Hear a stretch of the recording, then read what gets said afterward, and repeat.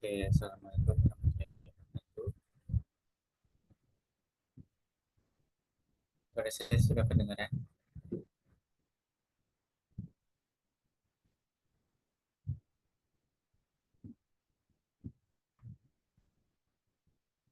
Assalamualaikum warahmatullahi wabarakatuh. Suara saya jelas.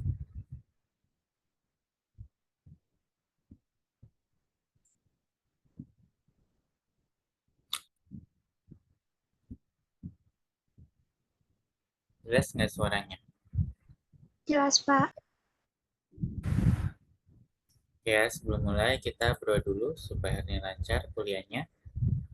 Doa dimulai.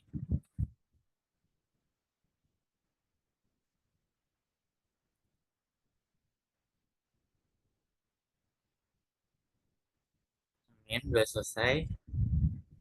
Oke, hari ini pokok bahasanya itu adalah metabolisme karbohidrat ya.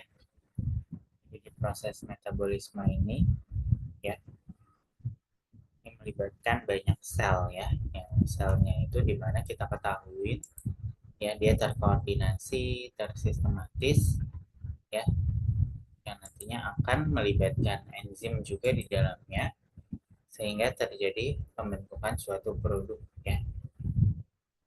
Produk diantaranya adalah senyawa berenergi tinggi ya yang nantinya akan digunakan sebagai bahan baku kita dalam beraktivitas ya. Metabolisme ini juga nantinya berperan di dalam proses uh, suplai nutrisi bagi sel ya. Itu. Nah, ini ya. Jadi metabolisme itu merupakan rangkaian ya. Jadi berupa skema ya yang nantinya akan ter terprogram ya. Kemudian bersiklus juga ya di metabolisme ini. Jadi serangkaian aktivitas sel ya.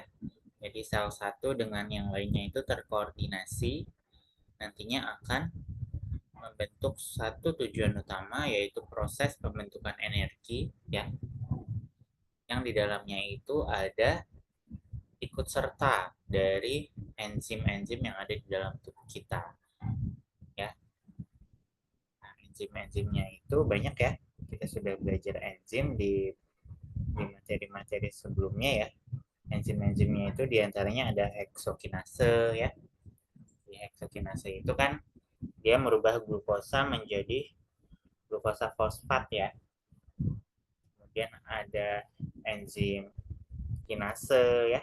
Kinase itu merubah fruktosa fosfat menjadi 16 bisfosfat ya dengan senyawa gulanya itu adalah fruktosa. Itu kerja dari metabolisme yang melibatkan enzim.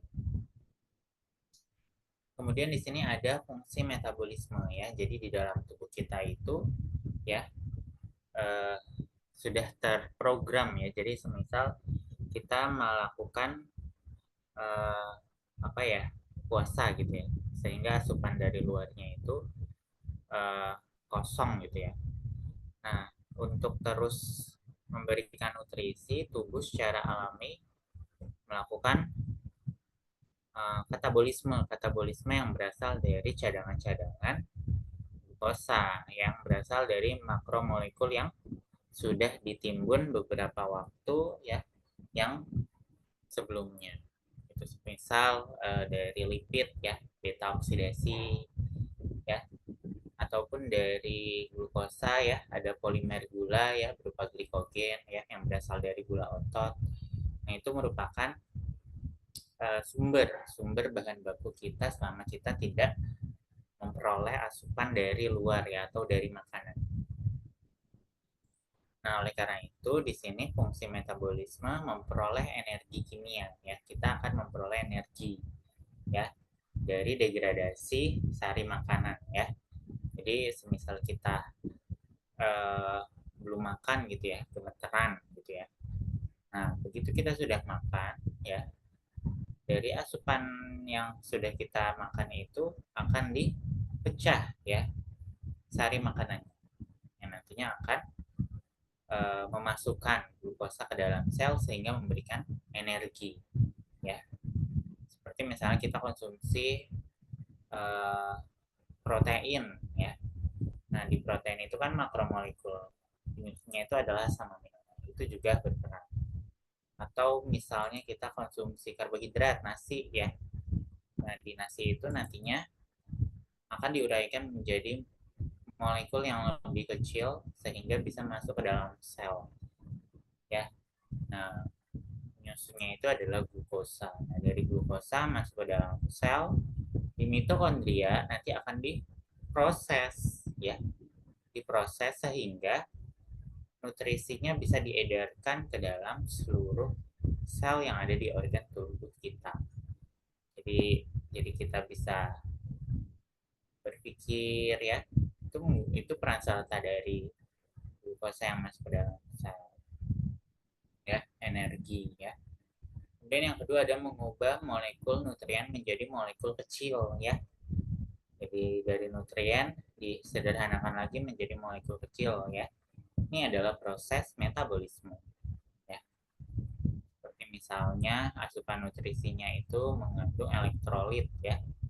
Nah, dari elektrolit ini yang nantinya akan berperan pada homeostatis tubuh seperti kalium ya, berkaitan dengan pompa jantung ataupun elektrolit lainnya ya.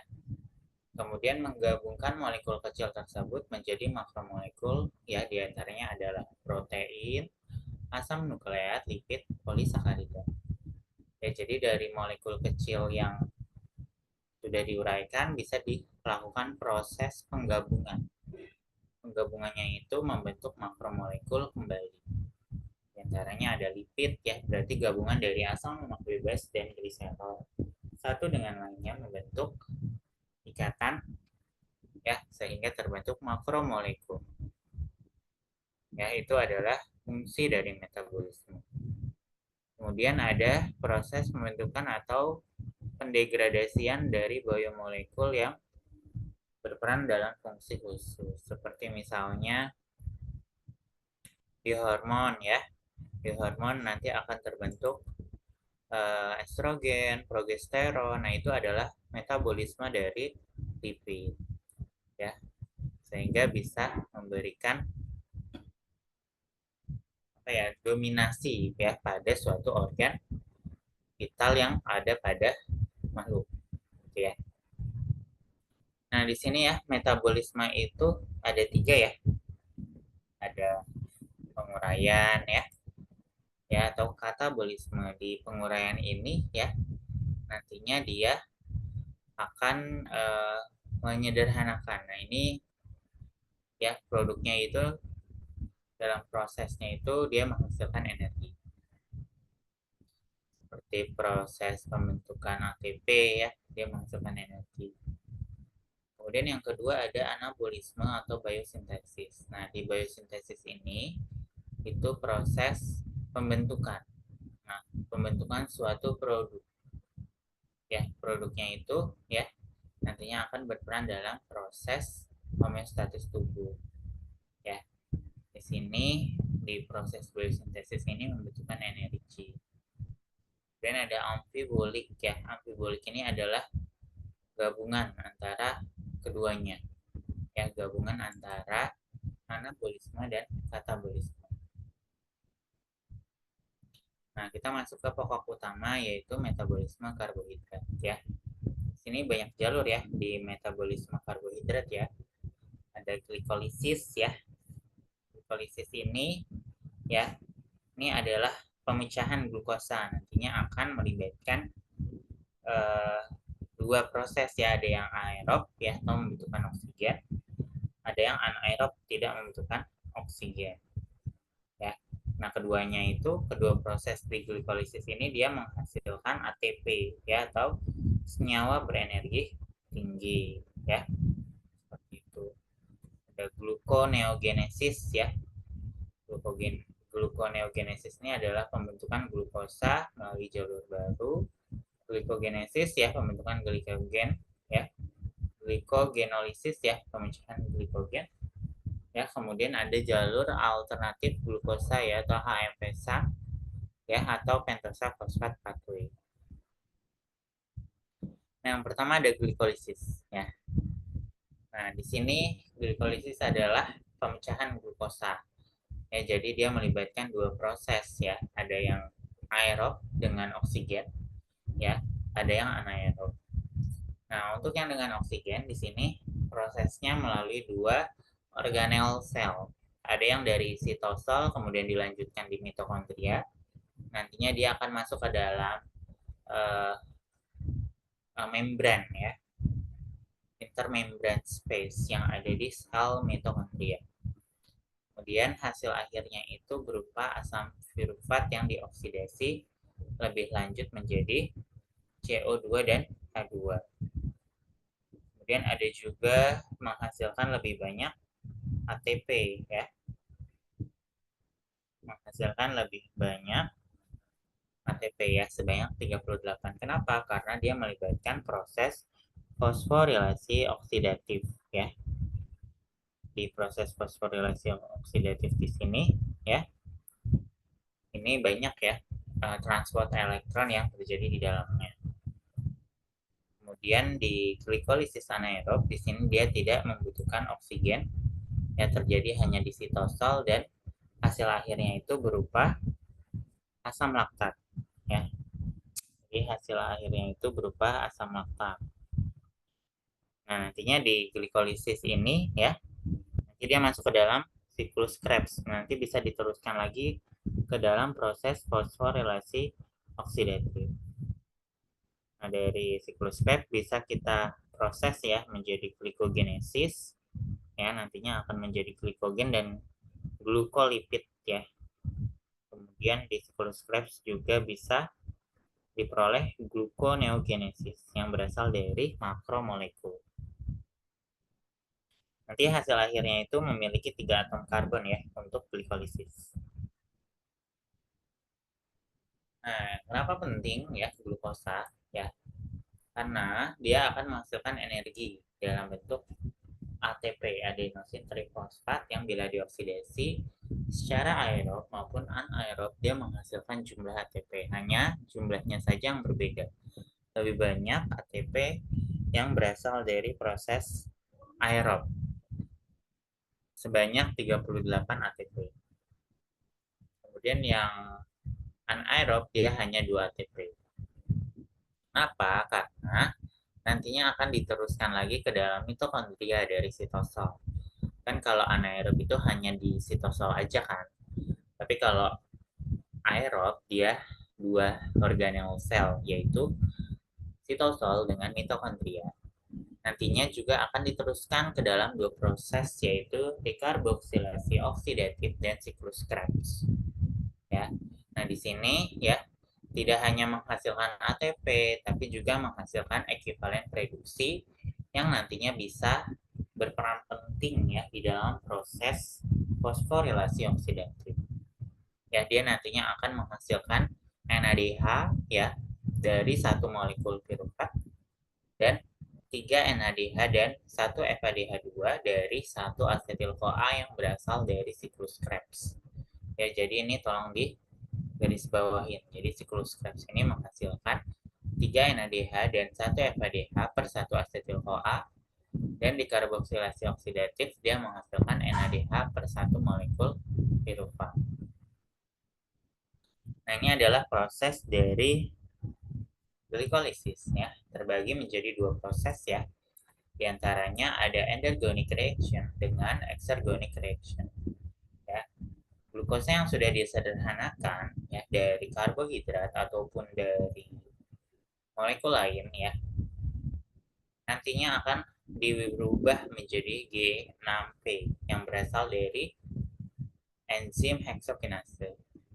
Nah, setelah sudah menjadi glukosa fosfat dirubah menjadi fruktosa ya, baru ditambahkan gugus fosfat ya sebanyak 2 ya, dengan bantuan aldolase baru masuk ke dalam reaksi eksergonik.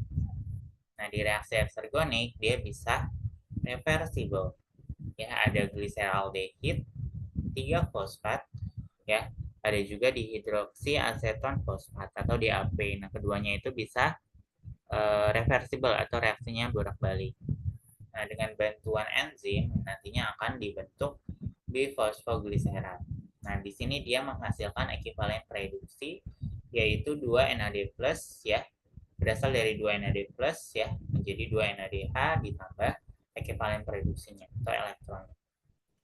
Kemudian setelah itu dari BPG ya dengan bantuan enzim ya, fosfogliserat kinase ya akan dirubah menjadi ATP dari ADP ini ya. Nah, terus dibantu dengan enzim enolase ya, nantinya akan berubah ya dengan enzim piruvat juga akan berubah menjadi 2 piruvat. Ya, nantinya di proses glikolisis ini akan menghasilkan 2 ATP ya. Nah, piruvat yang mengalami penguraian CO2 dengan bantuan enzim piruvat dehidrogenase dan koenzim TPP, dia nantinya akan membentuk asetil-CoA. Nah, asetil-CoA yang kita ketahui dia nantinya akan berperan dalam siklus Krebs ya, di mana dihasilkan ekivalen reduksi yaitu NADH. Nah, ini adalah skema dari proses asetil-CoA yang nantinya akan dioksidasi dalam siklus Krebs. Ya, dari piruvat ya dengan bantuan enzim piruvat dehidrogenase dan TPP ya, dia akan membentuk asetil-CoA. Nah, dari asetil-CoA ya reaksi sampingnya itu juga menghasilkan asetil dihidrolipoamid ya. Nah, di asetil-CoA ini nanti akan diteruskan ke dalam siklus Krebs. Nah, ini adalah siklus Krebs ya. Siklus Krebs atau siklus asam sitrat. Ya, di dalam satu siklus ini dihasilkan 1 mol ATP, 3 mol ekivalen reduksi dan 1 mol FADH. Yang nantinya NADH dan FADH akan diproses kembali ya di rantai pernapasan. Nah, di sini asam piruvat ini nantinya akan mengalami oksidasi sehingga menghasilkan CO2 dan asetil-CoA ya. Jadi yang pertama piruvat ini ya dioksidasi menjadi asetil-CoA ya. Kemudian nantinya dia akan dioksidasi sempurna ke dalam siklus Krebs, nantinya akan menghasilkan atom hidrogen berenergi tinggi dan membebaskan molekul CO2. Nah, nanti CO2-nya dibebaskan. Ya, dimulai dari piruvat yang dioksidasi menjadi asetil-CoA ya. Setelah itu baru dilakukan oksidasi dengan pertukaran gugus menjadi sitrat ya. Nah, dari sitrat dirubah menjadi isositrat. Nah, di sini terjadi ekivalen reduksi dari NAD+ ya menjadi NADH dengan proton ya. Kemudian dari isositrat dirubah menjadi alfa ketoglutarat. Ya, di alfa ketoglutarat juga ada reaksi ya yang melibatkan ekivalen reduksi. Setelah alfa ketoglutarat ya dirubah menjadi suksinil CoA, CoA-nya dihilangkan menjadi suksinat. Nah, di suksinat ini nanti ekivalen reduksinya itu akan terbentuk dari FAD menjadi FADH2. Membentuk fumarat. Fumarat dirubah menjadi malat dan oksaloasetat kembali lagi ke asetil-CoA. Nah, ini siklus ini terus berlangsung dalam tubuh kita. Nah, setelah itu kan FADH dan NADH itu akan dilanjutkan di rantai pernapasan. Nah, di rantai pernapasan itu akan terjadi fosforilasi oksidatif ya, yang dimana terjadi di organel sel mitokondria. Nah, di organel sel mitokondria di sini dia melibatkan matriks ya. Kemudian ada inner membran. Nah, ini ya proses detail dari terjadinya fosforilasi oksidatif ya yang terjadi di inner membran. Kemudian ada intermembran space ya. Nah, ini adalah bagian-bagiannya. Ada outer membran, ada intermembran dan inner mitochondrial membran. Ya. Nah, di inner mitochondrial membran di sini terjadi transport dari elektron ya dan proton juga. Ya, masuk ke dalam intermembran ya. Nah, ini elektron ini ya berasal dari ekivalen reduksi NADH dilepas ya elektronnya ya sehingga menghasilkan H2O dan O2. Itu terjadi di inner mitochondrial membrane. Di intermembran ini H plusnya yang terjadi yang nantinya akan dimasukkan dalam inner membran ya, sehingga terjadi proses pembentukan ATP atau senyawa berenergi tinggi adenosin trifosfat. Nah ini ya proses dari glikolisis dan cellular respiration ya. Di sini ada dua organel sel yang terbentuk ya, ada sitosol dan mitokondria. Ya dari glukosa dirubah ya, menjadi pirufat di sel sitosol, nantinya pirufat ini langsung dimasukkan ke dalam siklus Krebs. Nah, di sini di siklus Krebs ya dihasilkan 2 NADH, 6 NADH, 2 FADH yang nantinya bisa diteruskan untuk membentukkan ATP ya di dalam proses fosforilasi oksidatif, sehingga total energi yang diperoleh adalah 36 ATP. 2 ATP dari sitosol ya. Nah, kemudian ada glikolisis anaerob ya. Di sini pirufat tidak masuk ke siklus Krebs ya, tetapi direduksi menjadi laktat. Ya, di proses glikolisis aerob ya, dari glukosa ya dirubah menjadi pirufat. Nah, dengan adanya proses fermentasi asam laktat dia akan menjadi laktat. Nah, di sini dia melibatkan ekivalen reduksi ya, sehingga terbentuk NADH. Nah, H plus yang mengalami kelebihan akan diterima oleh NAD. Setelah itu ada proses pembentukan ATP diperoleh dari ADP ditambah gugus fosfat sehingga terjadi oksidasi. Nah, di sini adalah perbedaan hasil akhir pada glikolisis fermentasi alkohol terjadi pada mikroorganisme ya. Contohnya itu terjadi pada ragi. Ya, ada proses produksi pirufat dari glikolisis ya. Jadi ada proses anaerob ya. Ada anaerob ya, diperoleh dari fermentasi asam laktat ya. Di fermentasi asam laktat ini dari piruvatnya yang tadinya pirufat menjadi laktat. Nah, sehingga dia menghasilkan ekivalen reduksi. Kemudian ada oksidasi aerob ya. Aerob itu berarti dengan oksigen ya. Nah, di sini pirufat ya dibentuklah asetil-CoA nantinya akan masuk ke dalam siklus Krebs dan fosforilasi oksidatif. Kemudian ada fermentasi alkohol ya, dia anaerob tidak menggunakan oksigen ya.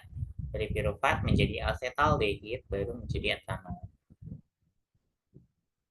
Kita masuk ke dalam siklus Krebs ya. Nah, di siklus Krebs ya. Di sini ya, nama lainnya itu adalah siklus asam sitrat ya, kemudian trikarboksilit acid cycle ya, atau the citric acid cycle atau TCA ya sama. Itu rangkaian ya, panjang ya prosesnya berupa siklus ya, reaksi pemisahan atau katabolisme dari asetil-CoA yang dibentuk dari pirufat. Nah, siklus Krebs ini terjadi di mitokondria, di mana kalau di organ kita sebagai manusia, ya mitokondria itu terbanyak di hati ya. Jadi di hati itu sel mitokondrianya banyak, sehingga proses pembentukan energi yang major ya, mayoritasnya itu berasal dari hati. Maka dari itu kita harus benar-benar menjaga organ kita ya. Ya, semuanya yang kita harus jaga ya. Khususnya adalah hati, karena di hati ini kalau sampai sirosis ataupun terpapar virus ya, otomatis proses pembentukan ATP-nya itu akan terganggu. Nah, di sini ya asetil-CoA ya asetat dalam bentuk ester dengan koenzim ya atau asetat aktif. Nantinya ya akan dibebaskan sejumlah ekivalen reduksi atau ekivalen hidrogen 2H+ ya dalam bentuk NADH plus H+ dan FADH2.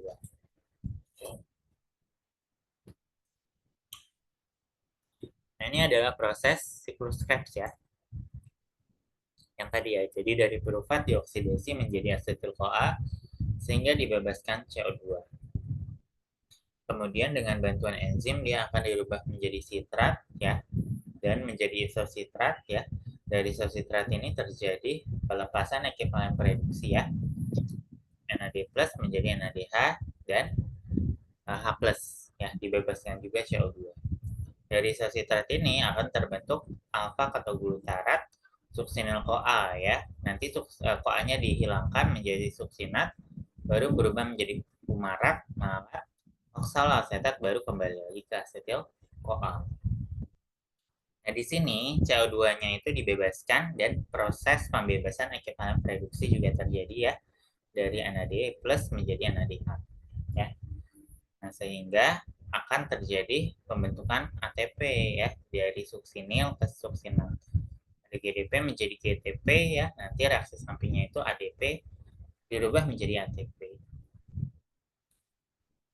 Nah, ATP dan ekivalen reduksi itu dihasilkan melalui tahap yaitu isositrat. Jadi alfa ketoglutarat nantinya akan dibebaskan 1 NADH plus H+. Dari alfa ketoglutarat ya akan dibentuk suksinil-CoA, nantinya akan dibebaskan 1 NADH plus H+. Dari suksinil-CoA nanti akan dirubah menjadi suksinat. Nah, nanti yang dibebaskan adalah ATP. Dari suksinat nanti dirubah menjadi fumarat, akan dibebaskan FADH2. Dari malat ya dirubah menjadi oksaloasetat, akan dibebaskan 1 NADH plus H+.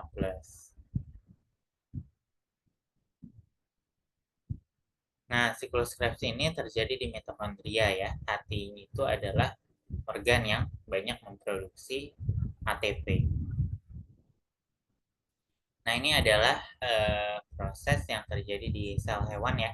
Sama ya, terjadi di mitokondrial matrix ya. Nah, di sini dari asetil-CoA dirubah menjadi sitrat ya, nantinya akan dibebaskan CO2, kemudian akan digabungkan adenosin trifosfat dengan gugus fosfat menjadi ATP. Yang dirubah nantinya akan menjadi oksaloasetat. Nah, di sini ya, ekivalen reduksinya ya 3 NADH plus 3H plus FADH2 dan FAD. Dan ini diperoleh dari 3 NAD plus ya. Nah, koenzim yang terlibat ya di siklus Krebs ya ada FAD, NAD, TDP, dan CoA. Nah, di sini siklus asam sitrat ini bersifat amfibolik ya. Artinya siklus asam sitrat dapat berperan dalam proses katabolis ya, yaitu proses katabolisme asetil-CoA sehingga nantinya dihasilkan ATP. Dan anabolis ya dari pembentukan glukosa dan asam lemak ya. Jadi ada dua sifatnya. Kita masuk ke dalam rantai pernapasan atau fosforilasi oksidatif ya. Di rantai pernapasan di sini ya terdapat aliran elektron ya dari senyawa yang memiliki potensial redoks ya. Ada potensial reduksi dan oksidasi. Nah, kalau reduksi dia akan mengalami penurunan bilangan oksidasi ya. Kalau oksidasi dia akan mengalami kenaikan bilangan oksidasi. Yang nantinya dia lebih rendah ya untuk proses pembentukan O2 yang potensial reduksinya lebih tinggi. Nah, reaksi dalam rantai pernapasan dia bersifat eksergonik ya, artinya mengeluarkan energi. Ya, sebagian besar energi dihasilkan digunakan untuk proses pembentukan ATP. Sebagian kecil juga diubah menjadi panas untuk menstabilkan suhu tubuh. Ya, nah ini terjadi di mitokondria. Nah, ini ya elektron-elektron yang berasal dari makanan ya, oksidasi makanan ya. Ini dari jalur glikolisis ya, dia akan menghasilkan elektron dan ekivalen reduksi ya, atau ekivalen reduksi. Oksidasi asam lemak, katabolisme kerangka, karbon asam amino, dan siklus Krebs ya. Nah, di sini dari food ya atau makanan ya, makromolekul yang kita makan nantinya dicerna ya, diabsorpsi ya, dirubah ya menjadi bentuk yang kecil atau mikromolekul ya, seperti fatty acid dan gliserol berasal dari lemak, glukosa dari karbohidrat, asam amino dari protein. Nantinya akan masuk ke dalam mitokondria ya, yang dibentuk dari asetil-CoA yang berasal dari pirufat mikromolekul ini gitu ya. Nanti dari proses ini ya, kalau di lemak juga ada namanya beta oksidasi. Nanti dari sini ya, diproses nantinya akan terbentuk pembentukan dari oksigen menjadi air ya, kemudian dari ADP ditambah gugus fosfat menjadi ATP. Nah, bagaimana elektron bisa mengalir ya? Ini karena adanya peran koenzim yang membawanya. Ya, diantaranya ada NAD, FMN ya, dan koenzim ya, sitokrom ya, seperti itu. Nah, di sini adalah proses terjadinya fosforilasi oksidatif ya, yang terjadi di mitokondria. Nah, di mitokondria kan ada outer membrane sama inner membrane. Ini bagian matriks ya. Nantinya di bagian ini akan terjadi proses transport elektron ya. Nah, ini terdiri dari dua lapis ya, luar dalam ya. Bisa berlipat-lipat membrane. Dikenal dengan pembentukan ATP terbesar ya, di mana terjadi proses fosforilasi oksidatif, siklus Krebs, dan beta oksidasi. Nah, ini ya bagaimana proses pembentukan ATP pada fosforilasi oksidatif ya. Jadi pada saat elektron ya bergerak di sepanjang rantai terdapat energi yang dilepaskan. Nah, energinya itu ya digunakan untuk memompa proton sehingga bisa keluar dari matriks ya. Jadi protonnya itu dikeluarkan dari matriks membran mitokondria. Nantinya akan terjadi perbedaan elektrokimia ya di kedua sisi membran. Ya, nantinya akan dikembalikan sebagian protonnya melalui saluran ATP sehingga akan terjadi sintesis ATP ya, seperti itu. Nah, kemudian di sini bagaimana bila NADH dan H+ ini berasal dari proses glikolisis yang berasal dari sitosol ya. Apakah dapat dioksidasi pada rantai pernafasan di mitokondria ya. Nah, di sini bisa ya, jadi dia melalui dua jalur ya. Ya, dengan pengangkutan NADH dari sitosol ya, ada gliserofosfat shuttle dan malate shuttle. Ya.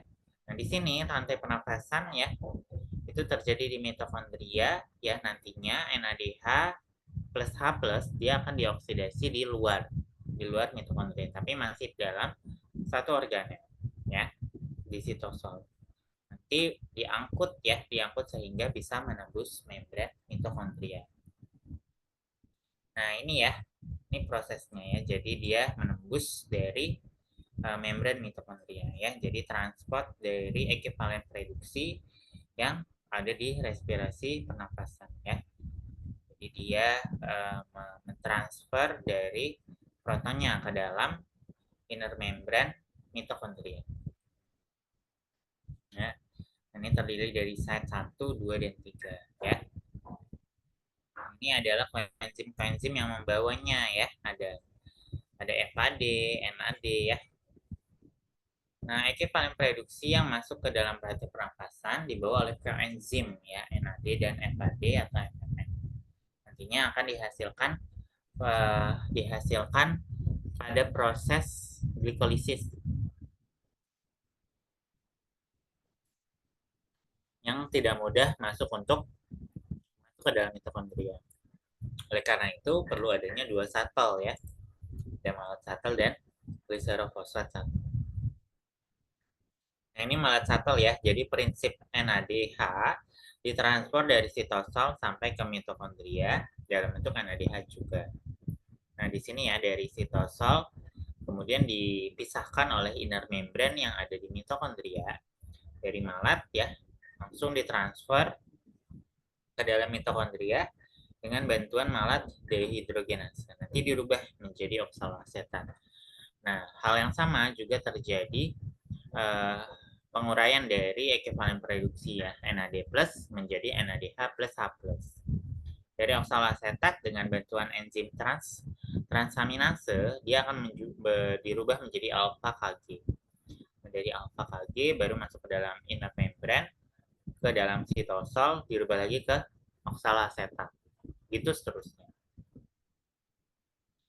Kemudian gliserofosfat shuttle, di sini prinsipnya itu ya, setiap NADH ditransfer dari sitosol sampai ke mitokondria dalam bentuk FADH. Nah, di sini ya diperhitungkan satu ATP yang berkurang ya. Nah, dari inner membran, outer membran ya, di sini ada sitosol dan mitokondria. Mitokondria ya. Nah, di sini dari NADH ya ditambah dengan ekuivalen reduksi membentuk NADH, NAD+ ya. Nah, sehingga di sini di reaksi yang sama dia akan terbentuk ya dari dihidroksiaseton fosfat menjadi G3P ya, gliserol 3 fosfat baru bisa masuk ke mitokondria. Nah, ini rantai pernafasan ya, hasil akhir dari rantai pernafasan itu adalah ATP. Nah, ini ya, jadi terjadi di mitokondria ya, ada matriks, ada inner membrane dan intermembran space. Nah, di sini ada transfer dari proton ya, proton dan elektron yang terjadi di intermembran dan inner mitochondrial membrane. Nantinya setelah dia sudah masuk ke dalam intermembran, dia akan ditransfer ke inner membran sehingga melalui jalur ATP sintase sehingga diproses pembentukan ATP ya dengan penambahan gugus fosfat dengan ADP. Nah, ini ya respirasi pernapasannya ya. Jadi NADH ditambah H+ menjadi NAD+, lalu terjadi NADH reduktase. Dia akan dirubah ubiquinone, sitokrom reduktase ya, oksidase ya, suksinat menjadi fumarat yang nantinya akan menghasilkan H2O dan O2. Oke, sampai sini ada pertanyaan? Oke, untuk bagian metabolisme karbohidrat yang presentasi siapa ya? Kelompok saya, Pak. Setia Wafa. Oh, apa? Yaudah.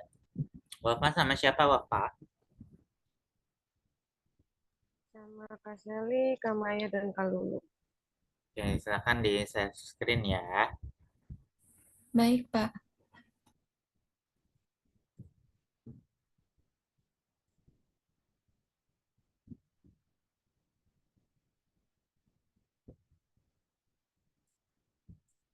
Tadi praktek fisika ngapain?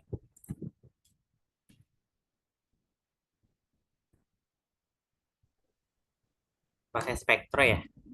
Iya, Pak, menentukan konsentrasi B12, Pak. Mana? Cyanocobalamin. Yang di Vito atau yang di Himfat spektronya? Yang di Vito, pakai Shimazu yang baru, Pak. Ya, itu nanti kamu bisa tuh ambil skripsi pakai spektro. Itu diperhatikan banget. Oke, mulai yuk. Iya, Bang. Izin mulai ya, Pak. Bismillahirrahmanirrahim. Assalamualaikum warahmatullahi wabarakatuh. Kami dari kelompok 1 terdiri dari Lulu Ilmahnun, saya sendiri Selinia Melinda, Septia Wafa, dan Siti Nurmaya. Pada malam ini ingin menjelaskan materi tentang katabolisme karbohidrat. Apa itu karbohidrat? Karbohidrat merupakan sumber energi utama bagi manusia yang relatif murah. Semua karbohidrat berasal dari tumbuhan. Karbohidrat dalam bentuk sederhana mudah larut dalam air dan mudah diangkut ke seluruh tubuh. Karbohidrat itu terdiri dari unsur C, H, dan O. Karbohidrat dibagi menjadi 2 golongan, ada yang bentuk sederhana dan kompleks. Selanjutnya. Apa itu katabolisme? Katabolisme adalah pembongkaran senyawa kompleks menjadi senyawa yang lebih sederhana. Terbagi menjadi 2, respirasi aerob dan anaerob. Kalau aerob itu menguraikan karbohidrat memperoleh energi untuk menggunakan oksigen. Sedangkan anaerob dia itu tidak membutuhkan oksigen, tapi sebagai penerima hidrogen.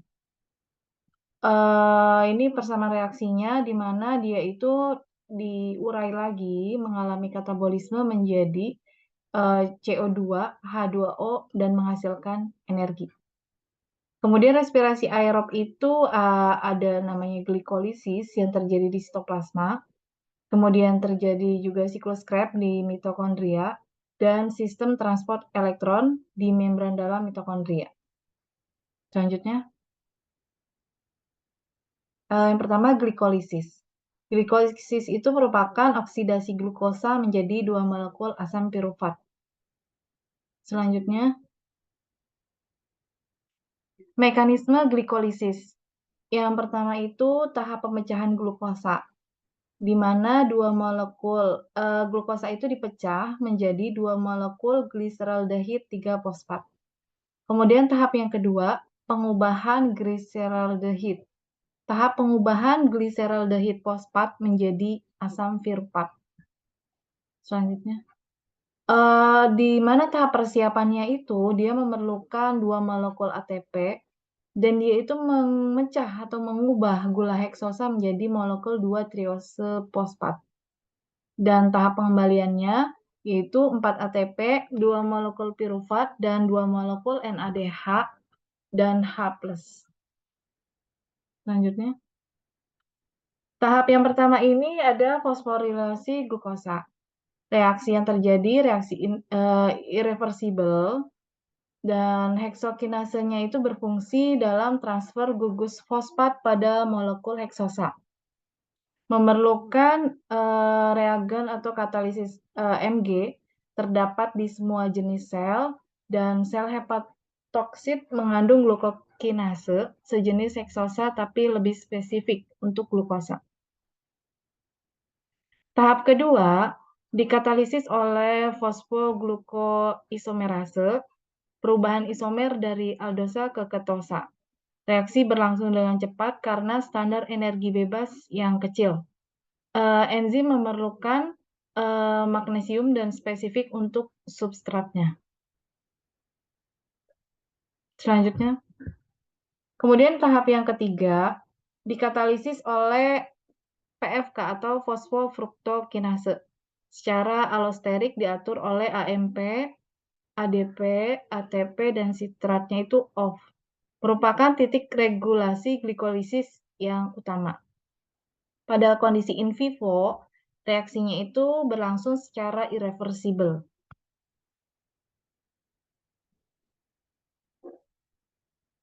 Tahap keempat menghasilkan 2 molekul 3 karbon, DHAP dan G3P, dikatalisis oleh fruktos 1,6-bifosfat aldolase. Tidak memerlukan kation divalen. Meskipun energi bebasnya sangat positif, tetapi di dalam selnya dapat diatur agar cenderung ke arah pembentukan produk dengan cara konsentrasi produk dibuat sangat rendah. Selanjutnya akan dijelaskan oleh Lulu. Selanjutnya ada tahap pengubahan gliseraldehid fosfat menjadi asam pirufat. Dihasilkan energi dalam bentuk ATP sehingga disebut tahap eksergonik. Perubahan terjadi melalui 5 tahap reaksi. Yang pertama itu memerlukan NAD+ sehingga rasio NAD+ atau NADH plus H di dalam sel sangat penting untuk pengaturan laju dan arah reaksi. Lalu tahap kedua merupakan reaksi fosforilasi tingkat substrat untuk ADP menjadi 3PG dan ATP karena dihasilkan 2 molekul ATP untuk setiap satu glukosa, maka pada tahap ini reaksi menjadi impas. Yang ketiga, reaksi pada kondisi standar cenderung lebih ke arah kiri untuk membentuk 3PG, 3 fosfoglikarat di dalam sel. Konsentrasi 3PG dijaga pada konsentrasi yang selalu tinggi, sehingga reaksi cenderung ke arah kanan. Lalu reaksi yang keempat merupakan reaksi dehidrasi sederhana dari 2 fosfoglikarat menjadi fosfoenol pirufat. Mempunyai efek naiknya energi hidrolisis ikatan fosfat dari minus 15,6 kJ per mol dalam 2 fosfogliserat menjadi minus 61,9 kJ per mol dalam fosfoenol pirufat. Energi bebas tersebut digunakan untuk reaksi berikutnya menjadi fosforilasi tingkat substrat untuk ADP menjadi ATP. Next.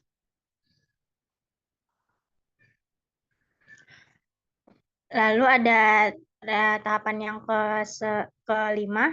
Reaksi ini penting karena menghasilkan ATP dari reaksi fosforilasi tingkat substrat ADP. Reaksi ini secara energi sangat bagus sehingga berfungsi untuk menarik dua reaksi sebelumnya. Enzim yang mengkatalisis reaksi ini secara allosetrik dinonaktifkan oleh ATP, alanin, dan asetil-CoA. Dan secara allosetrik diaktifkan oleh F1, 6BP. Lalu oksidasi asam pirufat, dia terjadi di mitokondria, penghubung antara glikolisis dengan siklus Krebs. Reaksi yang dikatalisis menjadi oksidatif dekarboksilasi, dikatalisis oleh kompleks pirufat dehidrogenase, kompleks enzim di dalam mitokondria sel eukariotik dan di dalam sitoplasma sel prokariotik bersifat irreversibel. Dia memerlukan 3 macam enzim. Yang pertama pirufat dehidrogenase, ada enzim dihidrolipoil tranasetilasi, yang terakhir ada dihidropoil dehidrogenase. Hasil produk dari proses glikolisis yaitu asam pirufat yang bereaksi dengan molekul NAD dan CoA akan mengalami dehidrogenase menggunakan 3 macam enzim. Sama enzimnya seperti yang tadi, ada pirufat dehidrogenase, dehidrolipoil tranasetilasi, dehidropoil dehidrogenase. Dia menghasilkan asetik-CoA, NADH, dan CO2. Reaksinya sebagai berikut.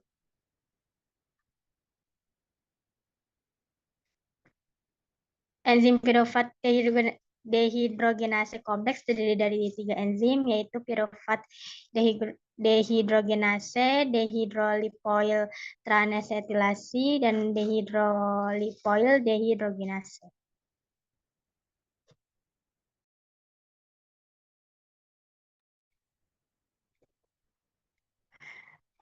Lalu reaksi yang dikatalisis itu oksidatif dekarboksilasi, dia bersifat irreversibel, menghilangkan gugus karboksipirufat. Dia memerlukan 3 enzim dan 5 koenzim. Dihasilkan NADH2 menjadi 3 ATP.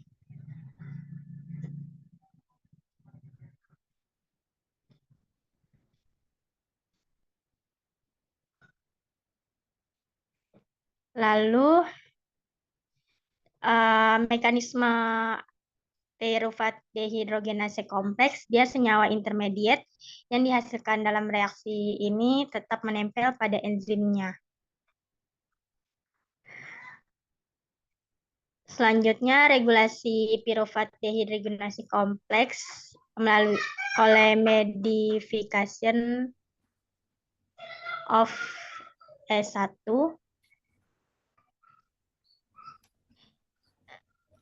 Selanjutnya, Dauer-Krebs atau TCA.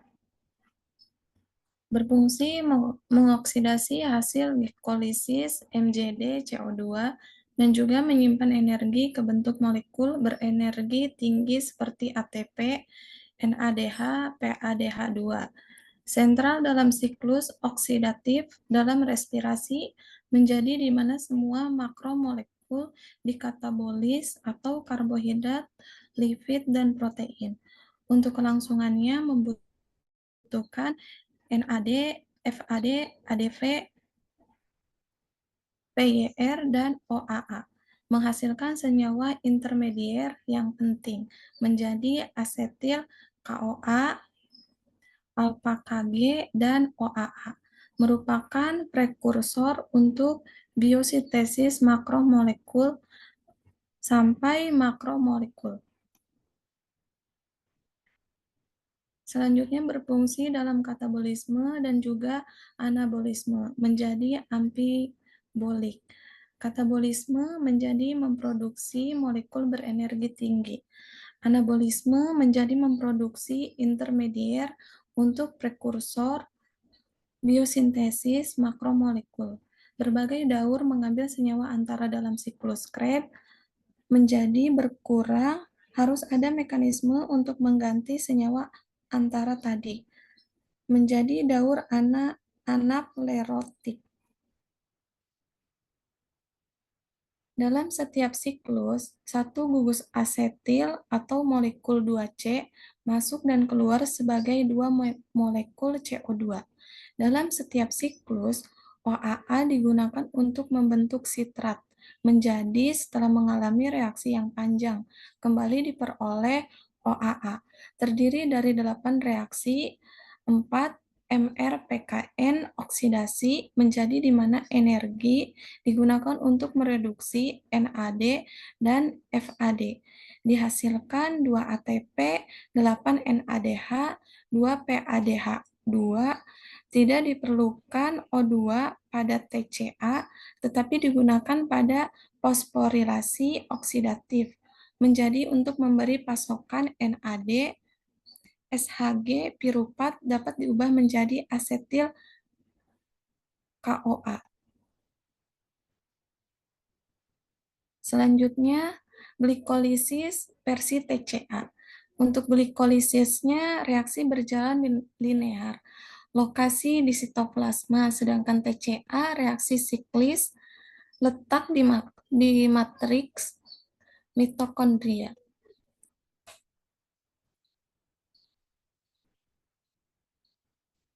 Selanjutnya dilanjutkan oleh Septiawapa. Sitrosil CoA. Intermedier reaksi. Yang kedua, hidrolisis senyawa intermedier dioester menjadi menyebabkan reaksi berikutnya bersifat sangat eksergonik. CoA yang dihasilkan langsung di recycled untuk reaksi pembentukan asetil CoA. Dan dalam keadaan normal menjadi OAA rendah di mitokondria.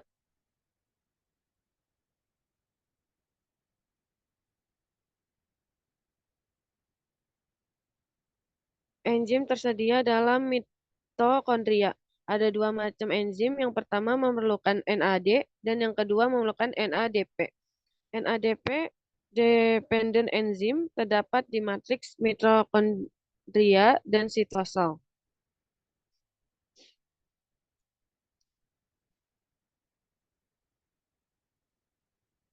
CO2 yang hilang pada proses tersebut di atas bukan C yang sama dengan asetil CO2. Reaksi anaplerotik. Ketika produksi intermedier TCA digunakan sebagai prekursor biosintesis lainnya. Konsentrasi intermedier menjadi turun dan menjadi memperlambat kecepatan TCA.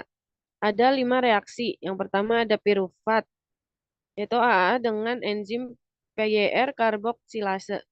Lalu ada PEP OA dengan enzim PEP karboksinase.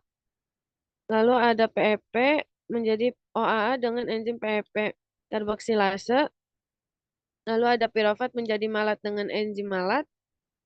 Setelah itu ada reaksi transnasi menjadi aspartat.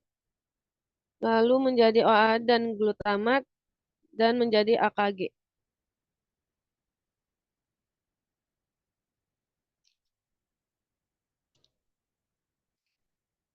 Gluconeogenesis universal ditemukan di hewan, tumbuhan, fungi, dan mikroorganisme lainnya.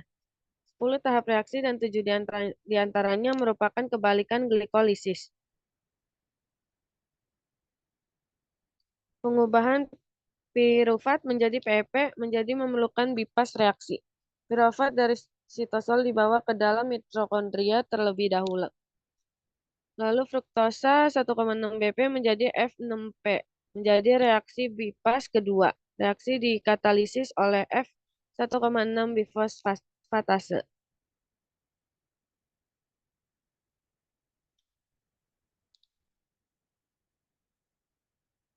Sekian presentasi dari kelompok kami, kurang lebihnya mohon maaf. Assalamualaikum warahmatullahi wabarakatuh. Waalaikumsalam. Coba dari awal. Disiapkan anggota tim untuk mencatat masukan-masukannya ya. Baik, Pak.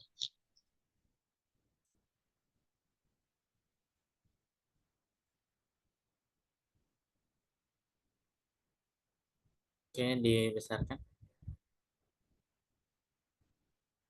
Timnya ada semua ya? Ada, Pak. semua, Pak. Di slideshow.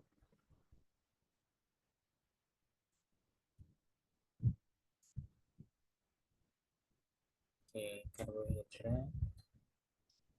Dimasukkan ya, contoh rumus bangun dari karbohidratnya ya. Kemudian kan ada aldosa, ketosa, masukkan di situ. Contoh dari karbohidratnya. Oke, next.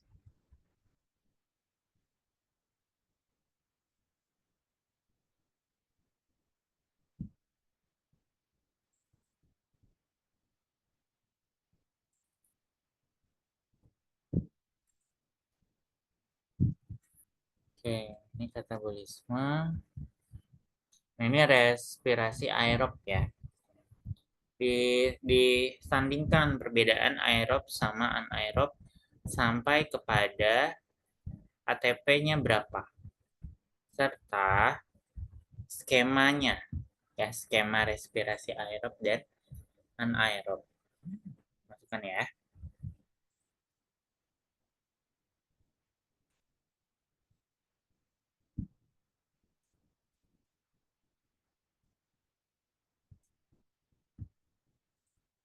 Next.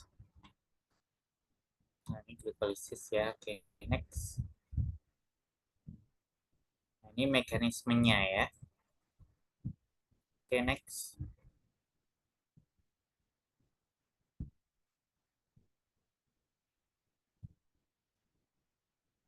Oke, next.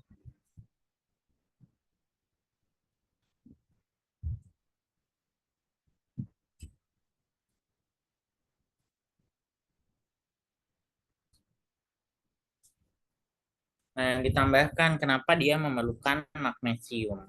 Apa peran magnesium di dalam proses glikolisis? Masukkan kenapa dia reaksinya irreversible.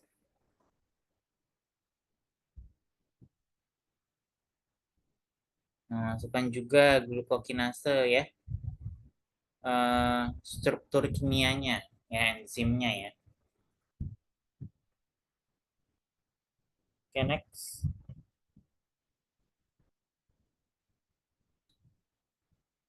Ini pengkatalisnya ya.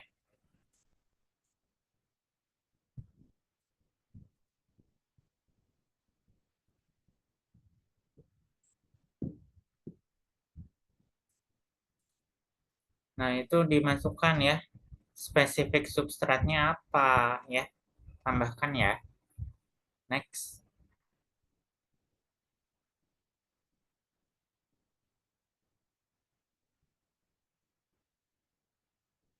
Nah, itu ya, ada istilah F2,6 BP itu apa ya? Kondisi in vivo apa yang diuji? Apa hewan coba yang dipakai? Ya, tolong dihilangkan yang sekiranya tidak perlu ya. Oke, next.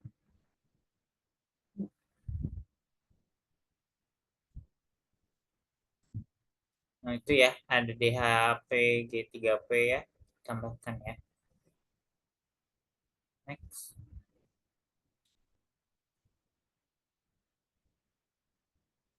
Nah, eksergonik, endergonik masukkan ya. Perbedaannya apa? Nah, itu dideskripsikan apa yang terjadi, apakah ada substitusi ya atau penambahan gugus ya dimasukkan ya. Next.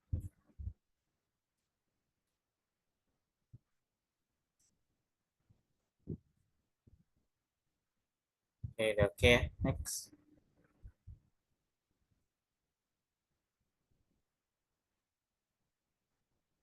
Oke, next.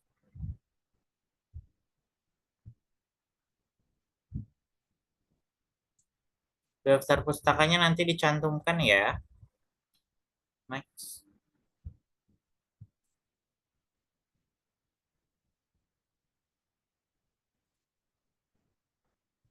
Oke, next. Next. Ini yang oxidasi asam pirufat.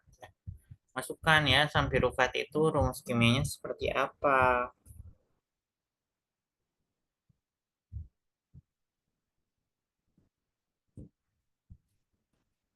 Kenapa dia sifatnya irreversibel? Apa yang menjadi faktor penyebabnya ya? Terus tambahkan tuh enzim E1, E2, E3 ya yang berperan di oksidasi pirufat. Spesifikasinya seperti apa?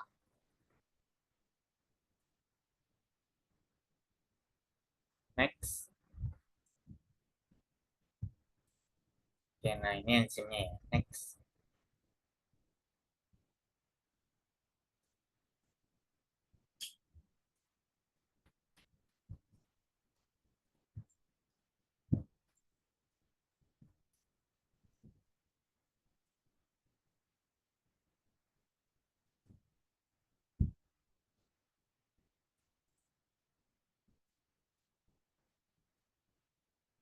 Itu TPP ya, apa diperjelas ya. Nah, menghilangkan gugus karboksipirufat. Nanti dikasih tanda panah yang mana yang dihilangkan ya. Oke, next.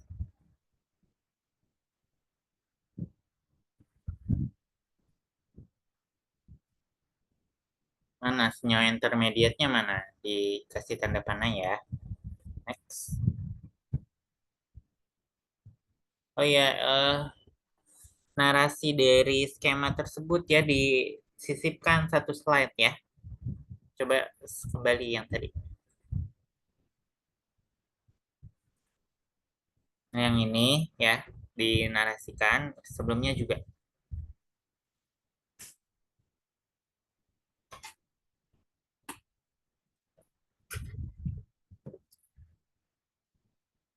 Ya, jadi dua itu ya ditambahin ya. Next. Nah, ini ada narasinya nggak? Nanti ditambahkan ya, regulasi kompleks dehidrogenase pirufat yang digunakan untuk modifikasi menggunakan enzim pertama. Next.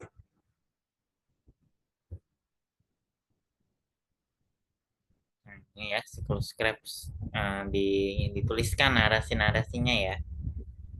Next.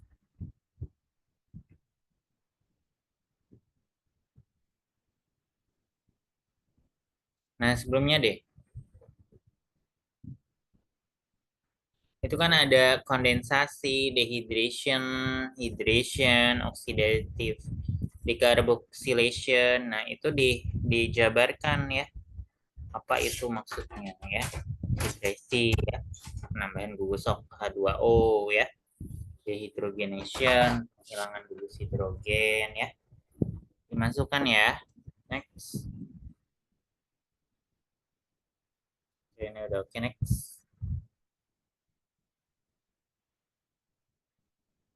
Nah, kenapa dia bersifat amfibolik ya? Jabarkan ya. Nah, daur anaplerotik itu apa? Ya, contoh senyawanya apa? Reaksinya bagaimana? Masukkan ya. Terus prekursor biosintesis makromolekul apa saja? Tambahkan ya. di slide baru. Next. Nah, ini siklusnya ya, udah oke. Next.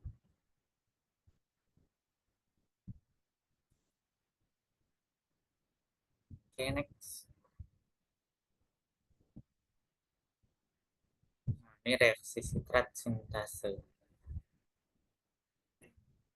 Nah, ini narasikan ya reaksinya ya. Dari dia saloasetat menjadi citroyl CoA, itu bagaimana prosesnya sampai jadi sitrat. Next.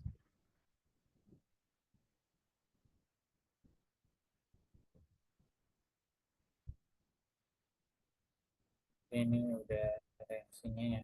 Next.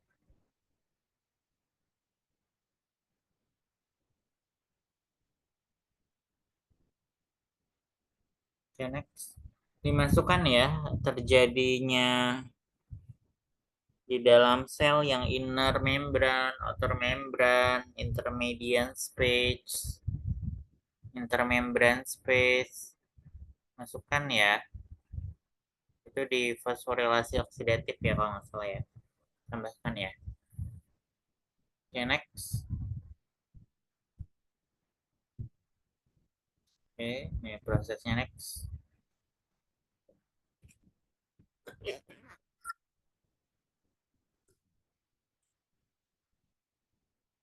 Oke, next.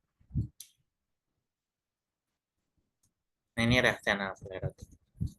Itu ya. Skemanya ya, mau ya. Next. Ini biosintesis dari siklus asam sitrat.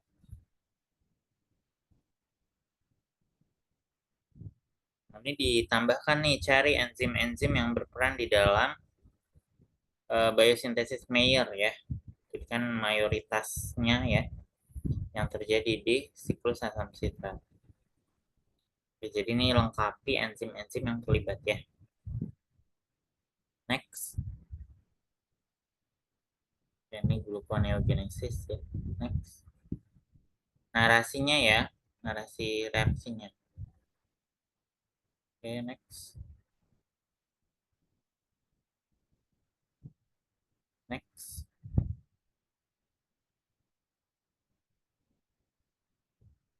Nah, itu ditulis kenapa dia sifatnya irreversible, apa yang menyebabkan dia irreversible. Next.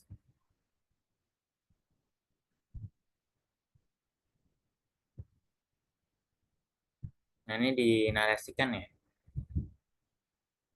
Oke, next.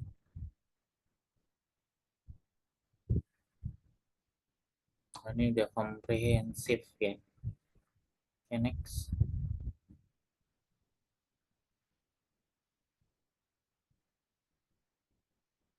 Oh, DP itu apa? Cari ya, tambahkan ya di sana ya. Next.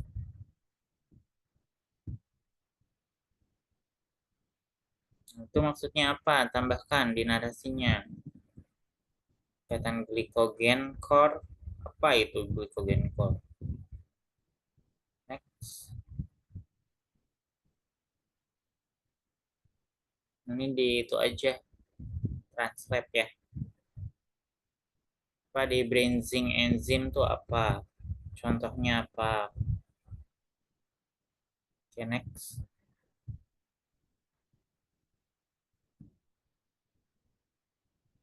Epinefrin.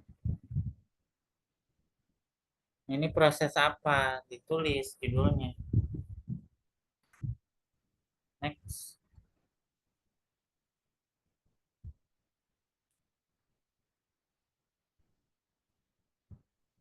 Next.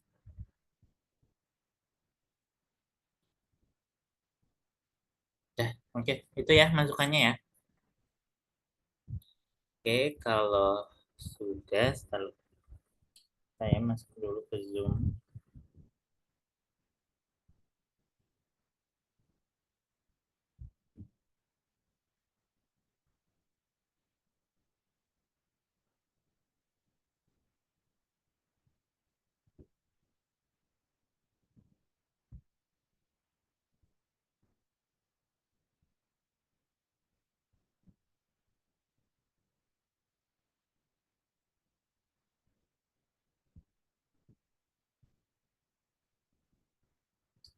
Nih, nanti kalau ada yang nggak ada di screenshot, kasih tahu ya.